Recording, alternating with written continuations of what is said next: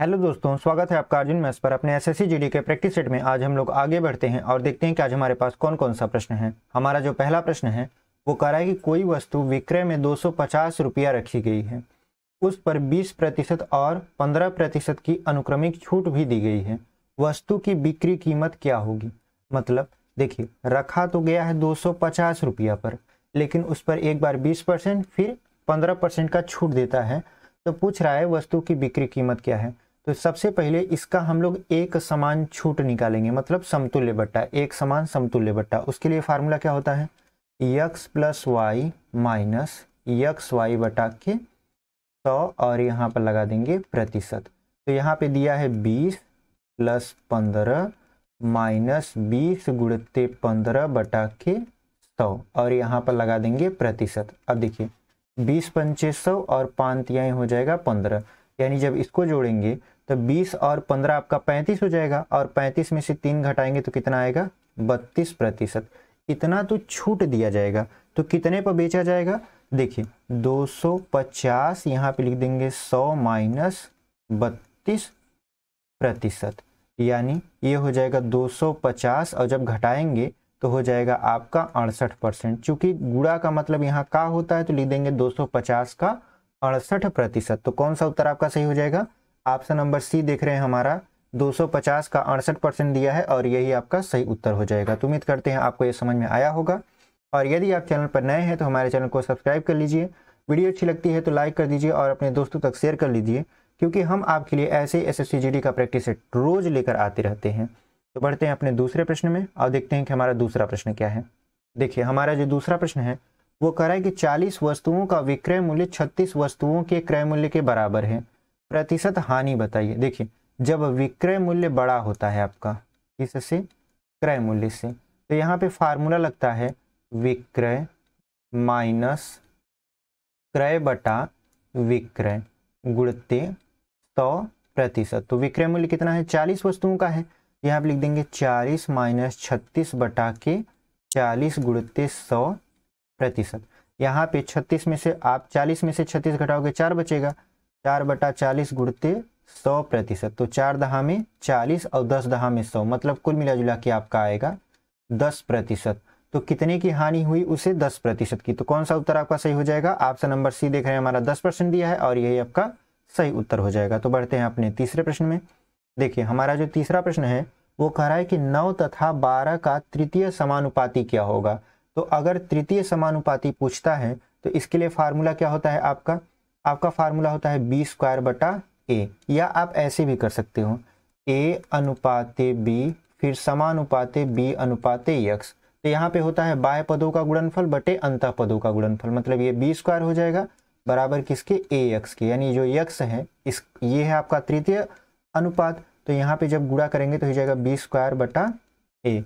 अब इसी फार्मूले पर हम लोग क्या करेंगे, बैठाएंगे इसको। तो ये बी जो है आपका 12 है तो 12 गुणित कर देंगे यहाँ पे 12 और बटा कर देंगे 9।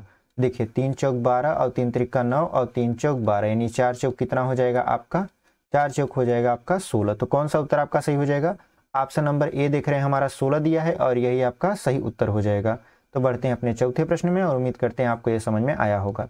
देखिए हमारा जो चौथा प्रश्न है वो कह रहा है कि 210 मीटर लंबे तथा 150 मीटर चौड़े आयताकार मैदान में लंबाई तथा चौड़ाई के समांतर ठीक मध्य में 25 मीटर चौड़ी 2 सड़कें एक दूसरे को काटती हैं, सड़क का क्षेत्रफल बताइए। देखिए ये सवाल पढ़ने में थोड़ा सा आपको कठिन लग सकता है, लेकिन ये बहुत ही आसानी से लगेगा। देखिए कैसे, सबसे पहले इसका फिगर ड्रॉ करते हैं। देखिए ये रहा, मान लेते हैं आपका आयताकार, इसकी लंबाई है 210 मीटर और जो चौड़ाई है ये है 150, ये वर्ग की तरह दिख रहा है। हालांकि मान लीजिए कि ये एक आयत है। अब इसी के मध्य में, तो इसी के मध्य में जब चौड़ी सड़क बनानी है तो मान लेते हैं ऐसे सड़क बनाइए, इस तरीके से सड़क बना दिए, ऐसे भी सड़क बना दिए, ठीक है। अब पूछ रहा है जो ये आप सड़क बना रहे हो, ये वाली जो आप सड़क बना रहे हो इसका क्षेत्रफल कितना होगा, इसका क्षेत्रफल कितना होगा, यही आपसे पूछ रहा है। तो बहुत ही आसानी से ये प्रश्न लगेगा। कैसे, आप क्या करिए 210 में 25 का गुणा करवाइए, क्योंकि जो इसकी लंबाई है यानी ये जो सड़क की चौड़ाई है ये वाली, ये कितना है आपका, तो ये है आपका 25 मीटर, ठीक है। अब ये 25 मीटर है, 210 का 25 में गुणा करवा लीजिए, फिर गुणा करवाइए 150 का, 150 का किस में, 25 में गुणा, फिर माइनस करिए 25 गुणे 25। ऐसा हम क्यों कर रहे हैं, देखिए अगर ये लेंगे ये तो हो जाएगी आपकी चौड़ाई, तो लंबाई कितना होगा, तो लंबाई हो जाएगा आपका, देखिए ये आपका यदि चौड़ाई है तो ये हो जाएगा आपका लंबाई, और यदि ये चौड़ाई है तो ये हो जाएगा आपका लंबाई। तो जो क्षेत्रफल होता है लंबाई गुणे चौड़ाई होता है। अच्छा, इसको हम घटा क्यों रहे हैं, देखिए ये बीच वाला जो पार्ट है ये दोनों में कॉमन है, जब दोनों में ये वाला पार्ट कॉमन है तो इसकी लंबाई चौड़ाई कितना होगा, तो 25 इधर भी होगा 25 इधर भी होगा, क्योंकि लंबाई दोनों में आपका समान है, तो लंबाई और चौड़ाई दोनों समान है, तो 25 गुणे 25 मतलब ये वर्ग बन जाएगा। वर्ग का क्षेत्रफल भुजा स्क्वायर होता है, तो 25 गुणे 25 कर दिए। अब आप देख रहे हो 25 सब में कॉमन है, तो 25 कॉमन ले लीजिए, तो यहाँ पे बचेगा आपका 210 प्लस 150 माइनस 25। अब देखिए 210 में जब 150 जब आप जोड़ोगे तो हो जाएगा 360, यानी यहाँ हो जाएगा 25 और यहाँ पे हो जाएगा 360, और 360 में यहाँ पे लिख देते हैं एक बार, 25 घटाएंगे तो कितना बचेगा आपका, तो यहाँ पे हो जाएगा आपका, यहाँ पे देखिए 25 गुणे, अब यहाँ पे बचेगा आपका 5 और यहाँ पे बचेगा 3 और यहाँ पे हो जाएगा 3, ठीक है। अब इसका जब आप गुणा करवाओगे तो आएगा आपका कितना, आएगा आपका 8375 मीटर स्क्वायर, और यही आपका उत्तर हो जाएगा। तो कौन सा उत्तर आपका सही है, ऑप्शन नंबर डी देख रहे हैं हमारा, 8375 मीटर दिया है वर्ग मीटर, और यही आपका सही उत्तर हो जाएगा। तो उम्मीद करते हैं आपको ये समझ में आया होगा। बढ़ते हैं अपने अगले प्रश्न में। देखिए हमारा जो अगला प्रश्न है वो कह रहा है कि 470 मीटर लंबी ट्रेन 63 किलोमीटर प्रति घंटा की चाल से चल रही है, 330 मीटर लंबी एक सुरंग को वह कितने समय में पार कर जाएगी। देखिए जब रेलगाड़ी सुरंग से अंदर जब जाती है और निकलेगी तो ट्रेन की लंबाई प्लस सुरंग की लंबाई आपस में जुड़ जाएगी। तो देखिए जो समय होता है, करें कितने समय में पार करेगी, तो समय बराबर आपका होता है दूरी बटा के चाल। तो दूरी यहाँ पे रेलगाड़ी की लंबाई 470 प्लस आपका हो जाएगा सुरंग की लंबाई बटा जो चाल है वो 63 किलोमीटर प्रति घंटा में है, तो इसको 5/18 कर देंगे तो मीटर पर सेकंड में हो जाएगा।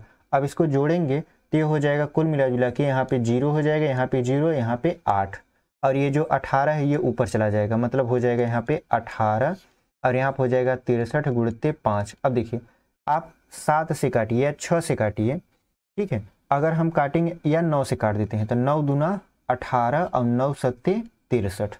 अब यहाँ पे देखिए 5 से काटिए, तो 5 से काटेंगे तो ये हो जाएगा 160, 160 का आप 2 में गुणा करवाएंगे तो कितना बचेगा आपका 320 और बटा 7। आप बटे पर देखिए यहाँ पे बटा 7 है, अब ऑप्शन में देखिए क्योंकि 7 से 320 कटेगा नहीं तो बटे 7 बचेगा ही, तो किस में बटा 7 लगा है, तो हम देख रहे हैं ऑप्शन नंबर ए में। देखिए ऑप्शन नंबर ए में देखिए यहाँ पर दिया है बटा 7, यानी 45 सही 5/7 सेकेंड, और यही आपका सही उत्तर हो जाएगा क्योंकि यहाँ पर भी बटा लगा है, किसी और ऑप्शन में बटा नहीं लगा है। तो इसको हम लोग ऑप्शन से भी हेल्प लेकर सॉल्व कर सकते हैं। तो कौन सा उत्तर आपका हो गया, option number A is the right answer. उम्मीद करते हैं आपको ये समझ में आया होगा। बढ़ते हैं अपने अगले प्रश्न में। देखिए हमारा जो अगला प्रश्न है वो कह रहा है कि ए किसी काम को 30 घंटे में, बी उसे 45 घंटे में अलग अलग पूरा कर सकते हैं, दोनों एक साथ मिलकर उस काम को कितने समय में या कितने दिनों में पूरा करेंगे। तो ए जो है उसके 1 दिन का काम निकालेंगे तो 1 दिन का काम कितना हो जाएगा आपका 1/30 भाग, और ऐसे ही बी के 1 दिन का काम निकालेंगे तो कितना हो जाएगा आपका, ये हो जाएगा 1/45 भाग। अब यदि दोनों मिलकर काम करते हैं यानी ए प्लस बी तो क्या हो जाएगा आपका 1/30 प्लस 1/45, एलसीएम लेंगे तो हो जाएगा आपका 90, 30 × 90, 45 दूना 90। अब ये आएगा 5/90 भाग, और इसको सॉल्व करेंगे तो हो जाएगा 1/18 भाग।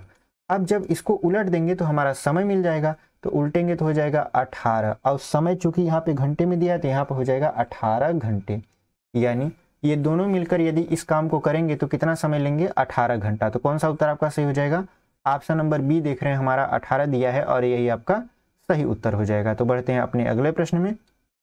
देखिए हमारा जो अगला प्रश्न है वो कह रहा है कि एक पहिया 100 चक्कर में 22 किलोमीटर की दूरी तय करता है, यहाँ तय लिख दिए हैं, यहाँ पे होगा तय, ठीक है, तय करता है।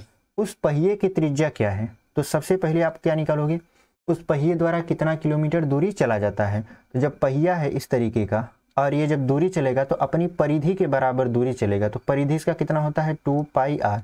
इसमें कितना चक्कर लगाया है तो 100 चक्कर, तो 100 का गुणा भी कर देंगे तो जितना ये दूरी चला है उतना पता चल जाएगा। तो 22 किलोमीटर चला है, क्योंकि त्रिज्या मीटर में पूछ रहा है तो 22 किलोमीटर को मीटर में कन्वर्ट कर देंगे तो हो जाएगा 22,000 मीटर। अब डबल जीरो से डबल जीरो काट देंगे, यहाँ पे 2 पाई का मान रखेंगे 22/7 और आर का मान हमें पता करना है। अब यहाँ पे है 22, तो 22 से 22 कट गया। अब देखिए यहाँ पर अब 22 से 22 कट गया, लेकिन एक जीरो यहाँ पे बचा है, तो यहाँ पे कुल मिला जुला के 10 बचा आपका। तो 2 से काटेंगे 10 को तो 5 आएगा, और 5 का 7 से गुणा करवा देंगे तो आर बराबर कितना हो जाएगा आपका 35 मीटर। यानी जो पहिया है उसकी त्रिज्या कितना होगा 35 मीटर। तो कौन सा उत्तर आपका सही हो जाएगा?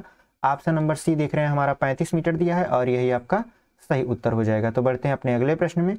देखिए हमारा जो अगला प्रश्न है वो कह रहा है कि 18 इंजन 5 घंटे प्रतिदिन चलते हुए 15 दिनों में 720 लीटर डीजल की खपत करते हैं। 20 इंजन 6 घंटे प्रतिदिन चलते हुए कितने दिनों में 1152 लीटर डीजल की खपत करेंगे? तो यहाँ पे फार्मूला लगेगा आपका M1 H1 D1 बटा W1 और यहाँ पे हो जाएगा M2 H2 D2 बटा W2। मतलब M1 व्यक्ति H1 घंटे प्रतिदिन काम करके D1 दिन में उस काम का W1 भाग पूरा करते हैं। तो उसी तरीके से M2 व्यक्ति H2 घंटे प्रतिदिन काम करते D2 दिनों में W2 काम पूरा करेंगे। तो यहाँ पे 18 इंजन दिया है। तो देखिए जो 18 इंजन है आपके वो कितने घंटे चलते हैं? तो 5 घंटे चलते हैं। और कितने दिन में? 15 दिन में। कितना डीजल खाते हैं? तो 720 लीटर। अब देखिए और ये किसके बराबर हो जाएगा? आपका 20 जो इंजन है वो 6 दिन चलते हैं, दिन में 6 घंटे प्रतिदिन चलते हैं। अब दिन हमें नहीं पता कितने दिन चलते हैं और कितना डीजल यूज करता है 1152। अब देखिए 18 चौक 72 मतलब 40 हो गया। अब अगर इसको हम काटें 40 से, अब देखिए 5 8 कितना हो गया 40। अब 8 से इसको काटते हैं तो 8 एक कम 8, 8 चौक 32, 8 चौक 32। अब यहाँ पे काटेंगे तो ये हो जाएगा 6 दूना के 12 और 6 चौक 24। ठीक है, यहाँ पे 24 आ गया। अब इसको 5 से काटिए तो 5 तिया 15, अब यहाँ पे 5 चौक 20, अब यहाँ पे हो जाएगा 4 6 24। 6 का गुणा यदि हम 3 में कराएं तो चूंकि यहाँ पे 6 बच रहा है, यहाँ पे 3 बच रहा है। यहाँ पे कितना बच रहा है आपका? देखिए यहाँ पे बच रहा है आपका 3 और यहाँ पे बच रहा है 6। यदि इनका हम तिर्यक गुणा करवाएं तो हमको डी का मान पता चलेगा। तो 6 तिर्यक कितना हो जाएगा आपका 18, क्योंकि ये दिन आएगा। 18 दिन यदि 20 इंजन 6 घंटे प्रतिदिन चलते हैं तब जाके 1152 लीटर डीजल की खपत करेंगे। तो कौन सा उत्तर आपका सही हो जाएगा? ऑप्शन नंबर हम डी देख रहे हैं, 18 दिया है और यही आपका सही उत्तर हो जाएगा। तो बढ़ते हैं अपने 9वें प्रश्न में। देखिए हमारा जो 9वां प्रश्न है वो कह रहा है कि किसी 75 लीटर मिश्रण में दूध का पानी से अनुपात 2:1 है। मिश्रण में कितना पानी मिलाया जाए ताकि दूध का पानी से अनुपात 1:2 हो जाए? देखिए पहले दूध 2 गुना था और पानी 1 गुना। अब दूध 1 गुना बच जा रहा है और पानी हो जा रहा है आपका 2 गुना। तो सबसे पहले हम लोग निकालते हैं कि 75 लीटर मिश्रण में दूध और पानी है कितना। यहाँ पे 75 अगर दूध की मात्रा निकाले तो 2/3 कर देंगे तो यहाँ पे हो जाएगा 25 और 25 गुना हो जाएगा यहाँ पे 50 आपका लीटर। देखिए 50 लीटर तो आपका दूध है 75 लीटर में से, तो पानी कितना होगा? तो 25 लीटर हो जाएगा आपका पानी। ये होगा पानी और ये होगा आपका दूध। अब क्या किया जा रहा है? कढ़ाई मिश्रण में पानी मिलाया जाता है और ताकि दूध और पानी का जो अनुपात है 1:2 हो जाए। अब यहाँ पे ध्यान से देखिएगा, अगर पानी मिलाएंगे तो किसकी मात्रा नहीं बढ़ेगी? तो आप कहोगे दूध की मात्रा नहीं बढ़ेगी, क्योंकि पानी मिलाया जा रहा है तो पानी की मात्रा बढ़ जाएगी। तो मिश्रण हमारा 75 लीटर था, इसमें हम 1 लीटर पानी मिला देते हैं तो इसमें दूध की मात्रा नहीं बढ़ेगी। तो दूध की मात्रा यदि हम निकालें मिश्रण में से तो कह रहा है दूध का पानी से अनुपात 1:2 हो जाता है। मतलब 1 और 2 और 1 कितना हो जाएगा 3। ये दूध की मात्रा है और ये कितना रह जाएगी 50 लीटर। तो यहाँ पे 50 कर देते हैं, 3 का आप 50 में गुणा करवा लीजिए तो यहाँ पे हो जाएगा 75 प्लस यक्स बराबर 5 तिहाई 15 मतलब 150 और यक्स बराबर इधर जब घटाएंगे 75 को ले जाकर ये हो जाएगा 75, सॉरी यहाँ पे लिख दिया 750, यहाँ पे 75 लीटर हो जाएगा। तो जो दूध की मात्रा है वो तो 50 रह जाएगी, लेकिन जो पानी है वो 75 लीटर हो जाएगा। तो कौन सा उत्तर आपका सही हो जाएगा? ऑप्शन नंबर सी देख रहे हैं, हमारा 75 लीटर दिया है और यही आपका सही उत्तर हो जाएगा। तो बढ़ते हैं अपने अगले प्रश्न 10वें प्रश्न में। देखिए हमारा जो 10वां और आखिरी प्रश्न है वो कह रहा है कि एक रेलगाड़ी 150 मीटर लंबे पुल को 15 सेकंड में पार करती है और उस पर खड़े एक व्यक्ति को 9 सेकंड में। रेलगाड़ी एक समान गति से चल रही है तो रेलगाड़ी की लंबाई क्या है। देखिए यहाँ पे क्या कह रहा है, आपका एक रेलगाड़ी 150 मीटर लंबे पुल को, मतलब ये पुल है ये कितना है 150 मीटर, इसको जब पार करती है तो कितने सेकंड में पार कर जाती है, 15 सेकंड में। लेकिन इसी पर एक व्यक्ति मान लेते यहाँ पे खड़ा है, उसको पार करती है तो कितने सेकंड में, 9 सेकंड में। तो कह रहा है कि रेलगाड़ी की लंबाई क्या है। तो सबसे पहले मान लेंगे रेलगाड़ी की जो लंबाई है वो है आपका यल, ठीक है। तो जब रेलगाड़ी पुल को पार करेगी तो पुल की लंबाई प्लस रेलगाड़ी की लंबाई, तो ये हो जाएगा 150 प्लस यल बटा कितना सेकंड में, तो 15 सेकंड में। तो बटा 15 कर देंगे बराबर, ये क्या आया, ये चाल आया। रेलगाड़ी उसी चाल से उस व्यक्ति को भी पार करती है, लेकिन कितने सेकंड में, 9 सेकंड में। तो अब जब व्यक्ति को पार करेगी तो अपनी लंबाई के बराबर, तो लंबाई है इसका यल बटा कितना हो जाएगा 9। दोनों चाल आपस में बराबर कर लिए, इसको 5 से काट देते हैं तो 5 तिहाई 15, ये नहीं 3 से काटते हैं तो 3 पचे 15 और 3 त्रिका 9। 3 का गुणा करवा देंगे, 3 का गुणा 15 में करवाएंगे तो 450, मतलब यहाँ पे 15 तिहाई 45 हो जाएगा और यहाँ पे हो जाएगा 3l, और यहाँ पे 5 का गुणा करवा देंगे तो 5l। जब घटाएंगे तो यहाँ पे हो जाएगा 2l बराबर 450। अब 2 से जब भाग करेंगे तो 50 का आधा 25 हो जाएगा और 4 का आधा 2, यानी जो लंबाई है वो आ गया 225 मीटर। तो कौन सा उत्तर आपका सही हो जाएगा, ऑप्शन नंबर ए देख रहे हैं, हमारा 225 मीटर दिया है और यही आपका सही उत्तर है। तो उम्मीद करते हैं हमारा ये प्रैक्टिस सेट जो छोटा सा है आपको पसंद आया होगा, और अभी तक चैनल पर बने हुए हैं तो चैनल को जरूर सब्सक्राइब करिए, इससे हमको मोटिवेशन मिलता है ताकि हम आपके लिए ऐसे ही प्रैक्टिस सेट लेकर आते रहें। तो मिलते हैं आपसे अगले प्रैक्टिस सेट में, तब तक के लिए धन्यवाद।